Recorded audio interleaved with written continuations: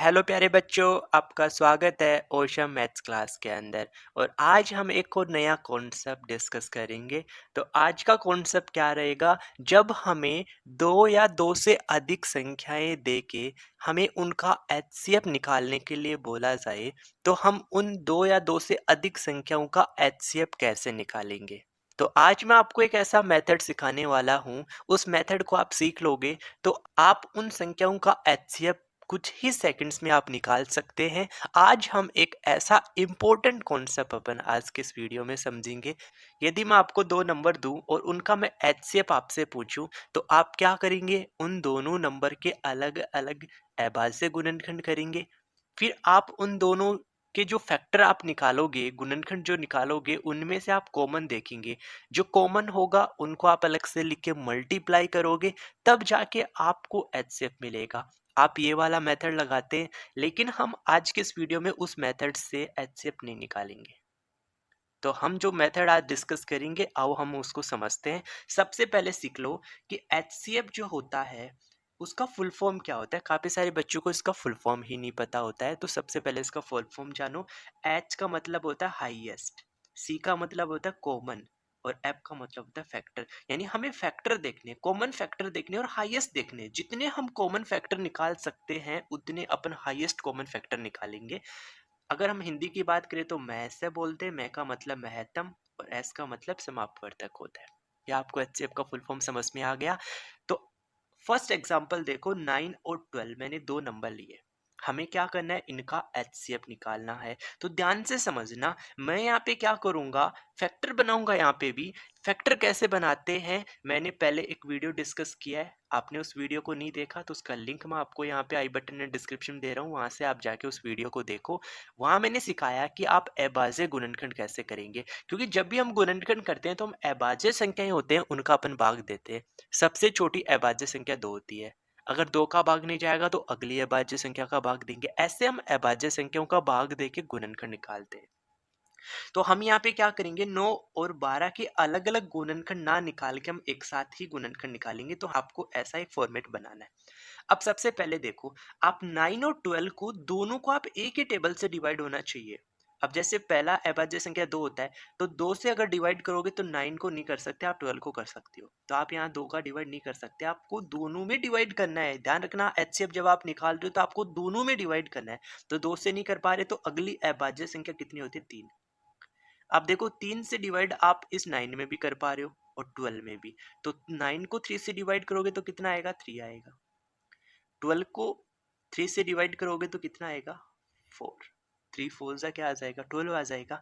क्या अब आप 3 और 4 को किसी और एक नंबर से आप डिवाइड कर सकते हैं? नहीं, क्योंकि 3 तो 3 से डिविजिबल है, 4 2 से डिविजिबल था। तो आप इन दोनों नंबर को एक ही टेबल से आप आगे और डिवाइड नहीं कर सकते। तो इस 9 और 12 का जो एचसीएफ है वो कितना मिल जाएगा? हमें 3 मिल जाएगा। क्या आपको ये पॉइंट समझ में आया? हम दो नंबर एग्जांपल देखते हैं।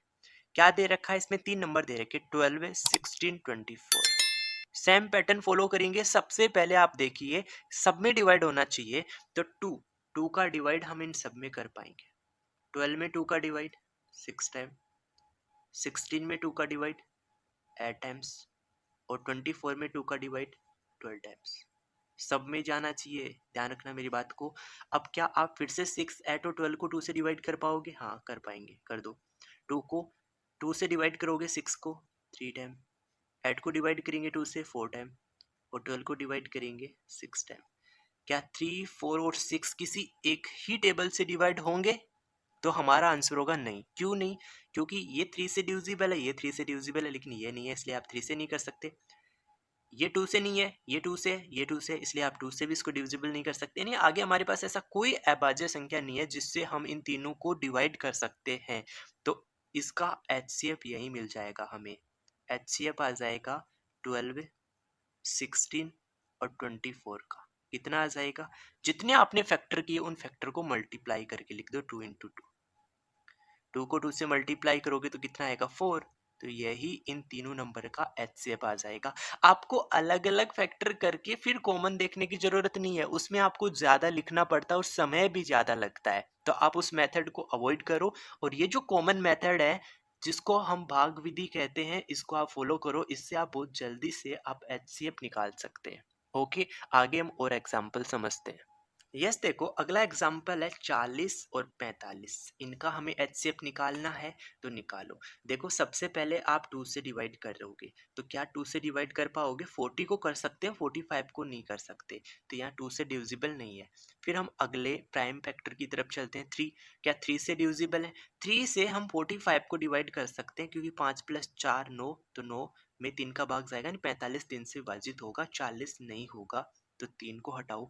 फिर अगली अभाज्य संख्या 5 होती है, तो 5 से हम इन दोनों को डिवाइड कर पा रहे हैं, 5 से कर पाएंगे।